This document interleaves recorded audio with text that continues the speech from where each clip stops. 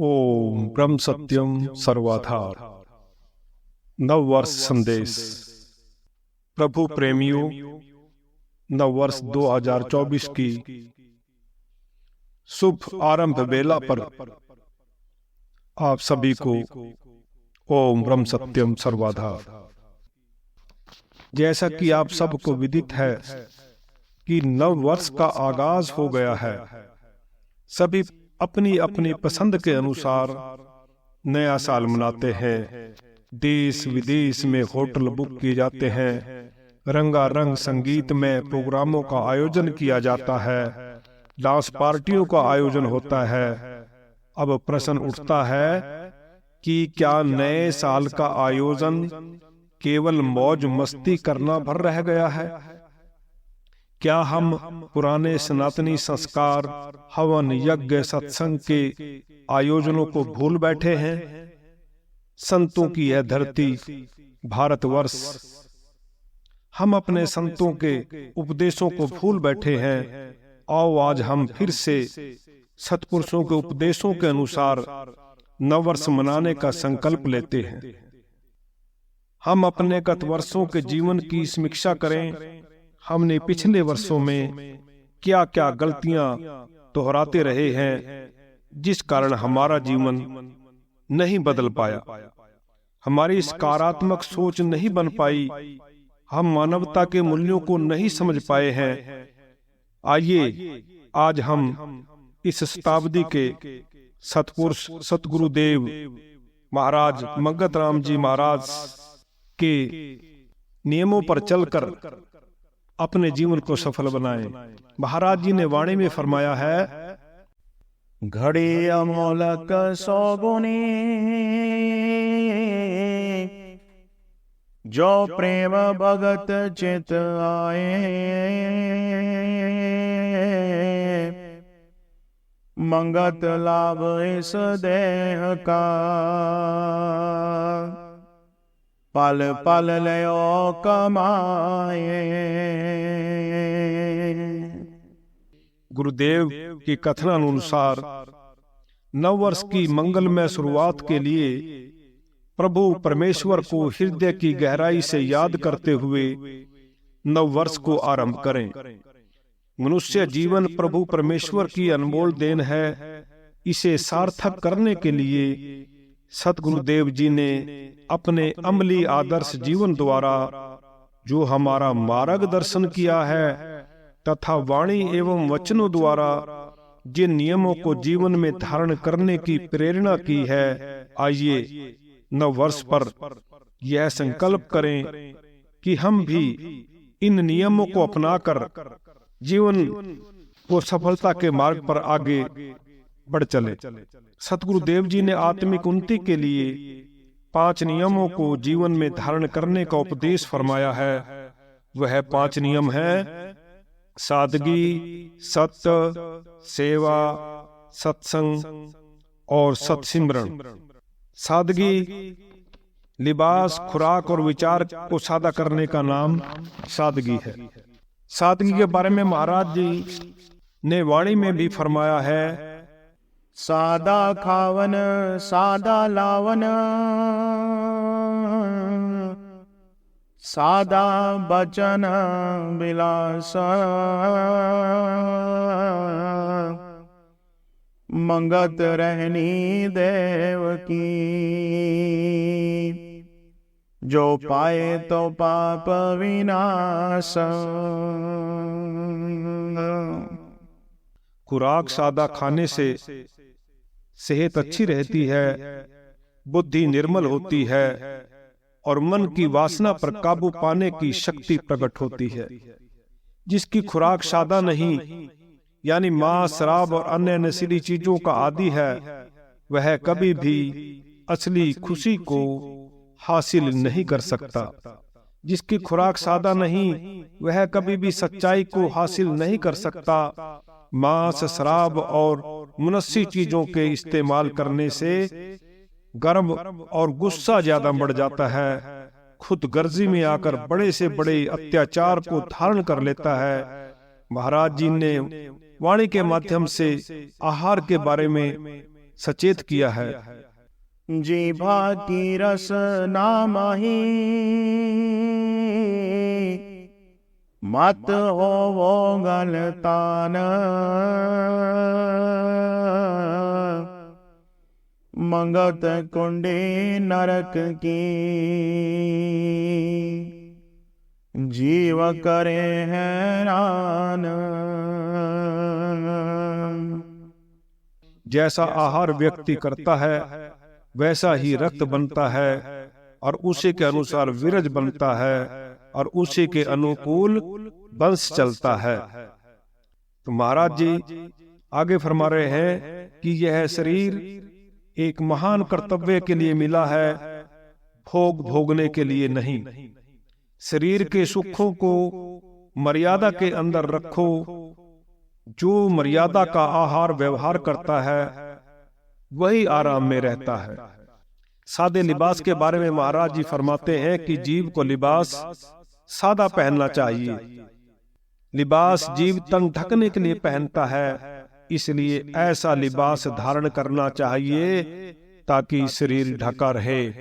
हमें मर्यादित वस्त्र पहनने चाहिए जिससे देखने वाले के मन में भी विकार उत्पन्न हो और अपना मन भी शांत रहे, क्योंकि भड़काऊ लिबास पहनने से अपने मन में भी अहंकार आता है। सादगी का तीसरा अंग है विचार की सादगी, यानी शुद्ध व्यवहार।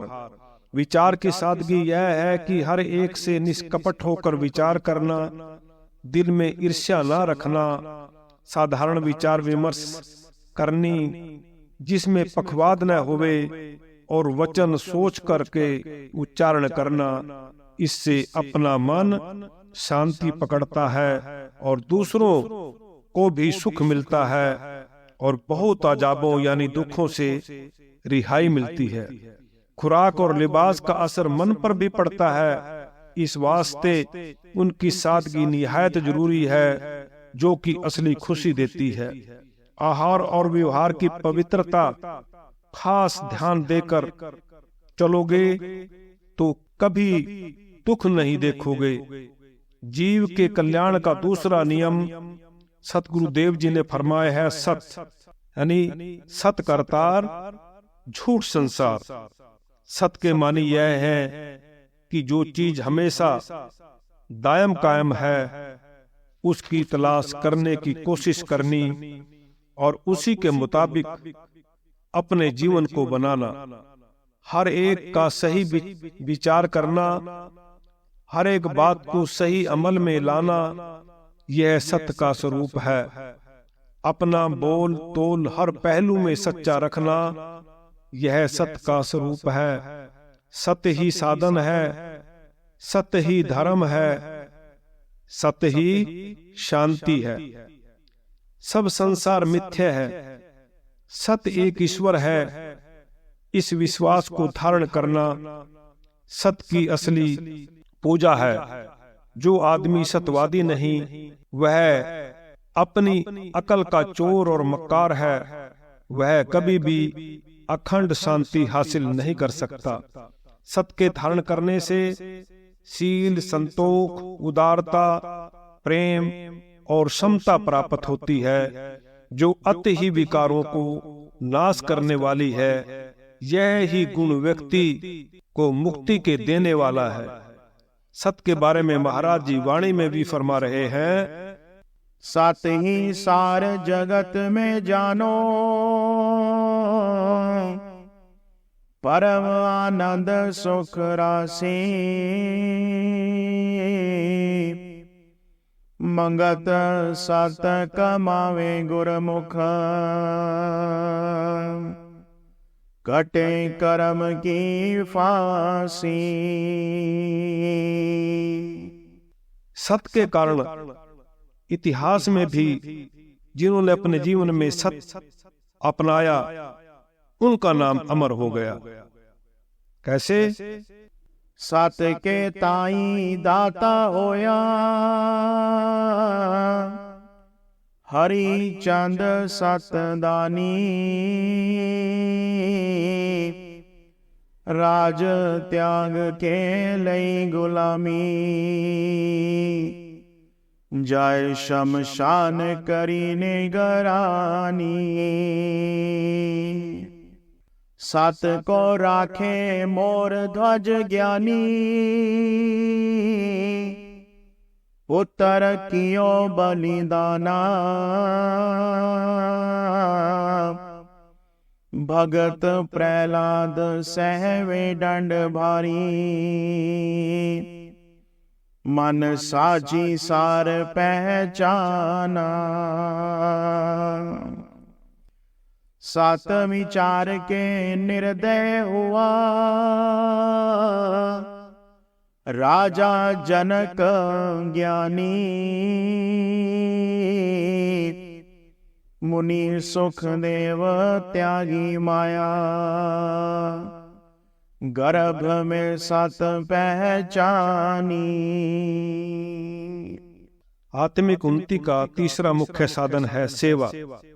यह परम साधन ईश्वर शक्ति का प्रधान नियम है, जिसके धारण करने से जीव जल्द ही सब विकारों से छूटकर परम आनंद स्वरूप में लीन हो जाता है। निष्काम सेवा ही सेवा का असली रूप है। कामना युक्त जो सेवा है वह अंधकार को बढ़ाने वाली है, यानी मोह और मान की गिरफ्तारी देने वाली है। निष्काम सेवा मानुष जिंदगी का महराज यानी मंजिल है।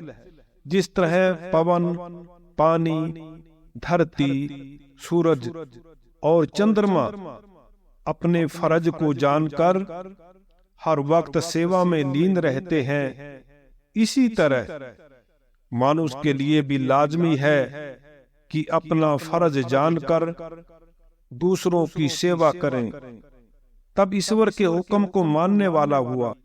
इस यथार्थ कल्याणकारी साधन को धारण करके जल्द ही परमानंद को प्राप्त होता है।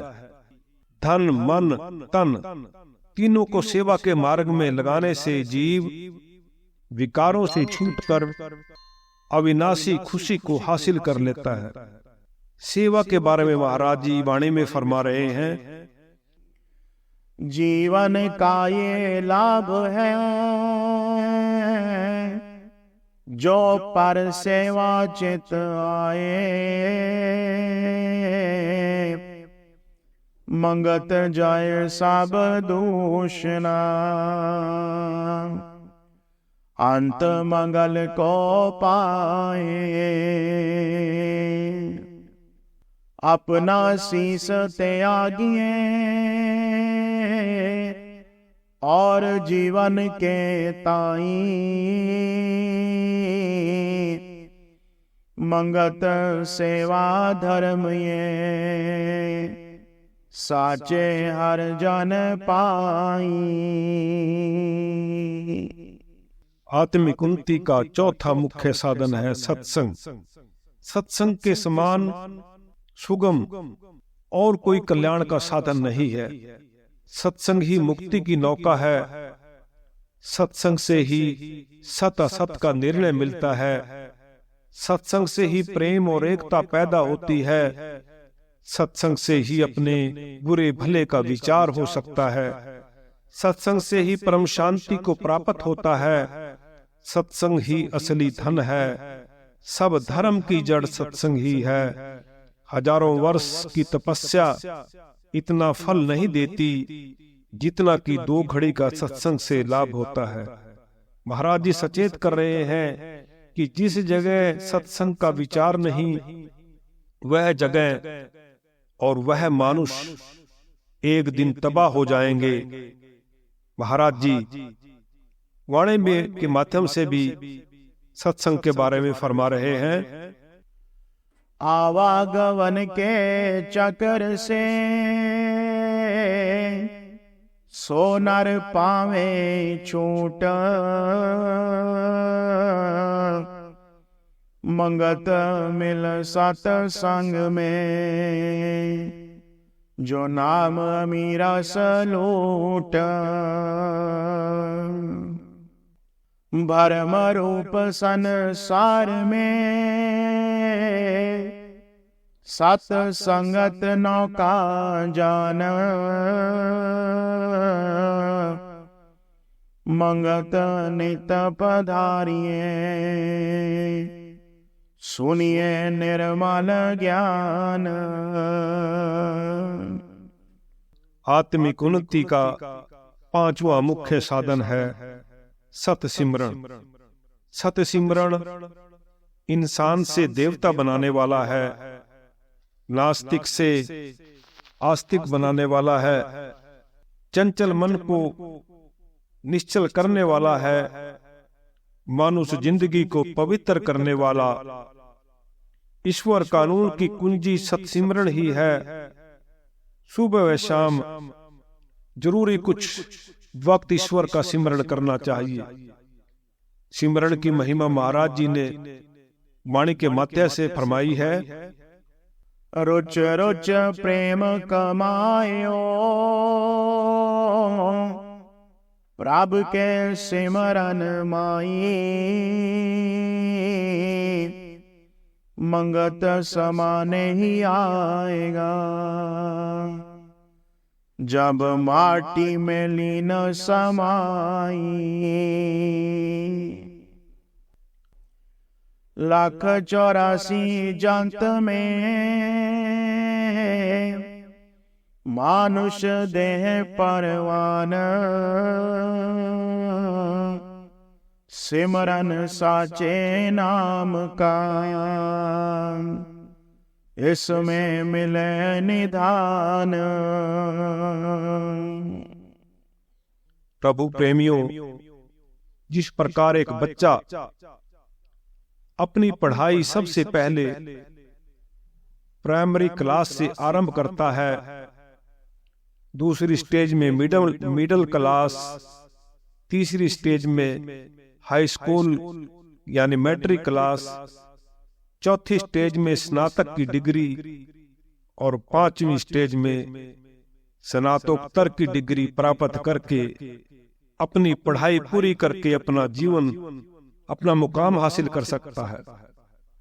उसी प्रकार से महाराज जी फरमा रहे हैं कि अध्यात्म की पढ़ाई में भी जीव अगर लगन और दृढ़ विश्वास से सादगी, सत्य, सेवा, सत्संग और सत्सिमरण से अध्यात्म की अंतिम डिग्री को प्राप्त कर अपने इस मानुष जन्म को सफल बना सकता है, जन्म मरण के चक्कर से छुटकारा पा सकता है।